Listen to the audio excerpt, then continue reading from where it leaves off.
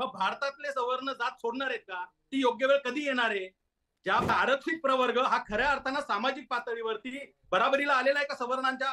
का राहुल गांधी जे म्हणतायत की आम्ही योग्य वेळेला रद्द करू, मुळात आरक्षणाचं कारण हे जातीवर आधारित भेदभाव आहे. आनंदविजय, मी येतो तुमच्याकडे. त्यांचं बोलणं झालं की आपण ज्यांना आरक्षण नाही असं आपण म्हणतो, जनरल कोट्यातल्या ज्या सवर्ण जातींचा उल्लेख या ठिकाणी होतो, त्यांना मुळात सामाजिक आणि धार्मिक पातळीवरती हजारो वर्षाचं आरक्षण मिळालेलं होतं. जाती व्यवस्था हे आरक्षणच आहे. हा कोटा ठरवून दिलेला आहे, कोणी काय करायचं, कुणाला कुठले लाभ मिळणार आणि कुणाला मिळणार नाही. हे हजारो वर्षाचं आरक्षण ज्या सवर्णांनी घेतलेलं आहे, त्यांना आता जो मागास वर्ग त्याला बराबरीला आणण्यासाठी जे काही पॉझिटिव्ह डिस्क्रिमिनेशन आपण ज्याला म्हणतो, ते घटनेने या ठिकाणी आरक्षणाच्या माध्यमातून इम्प्लिमेंट करायला घेतलेलं आहे.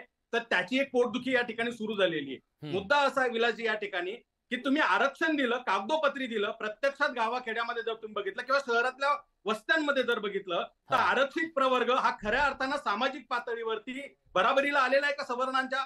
ज्या ओबीसींना, एससीना, एसटीना आपण आरक्षण दिल्याचं म्हणतोय, त्या आरक्षणाची खऱ्या अर्थानं आतापर्यंत अंमलबजावणी झाली का?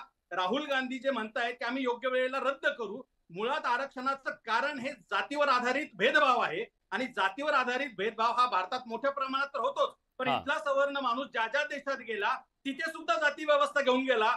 म्हणून 2023ला 21 फेब्रुवारीला सिएटल मध्ये एक कायदा पारित झाला ज्याचं नाव anti caste discrimination law in Seattle. म्हणजे अमेरिकेतल्या कायद्या मंडळाला तिथे जाती व्यवस्था विरोधी कायदा बनवावा लागला, कारण इथले सवर्ण तिथे जाताना जात घेऊन गेले. मग भारतातले सवर्ण जात सोडणार आहेत का? ती योग्य वेळ कधी येणार आहे?